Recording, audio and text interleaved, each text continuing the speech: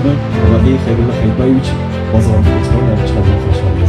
Yoshlarimiz soni ko'payib borayotganligi albatta bu birinchidan zamon talab, ikkinchidan baribir. Raqamli texnologiyalar vaziri Sherzod Hotamovich Shermatovga marhamat.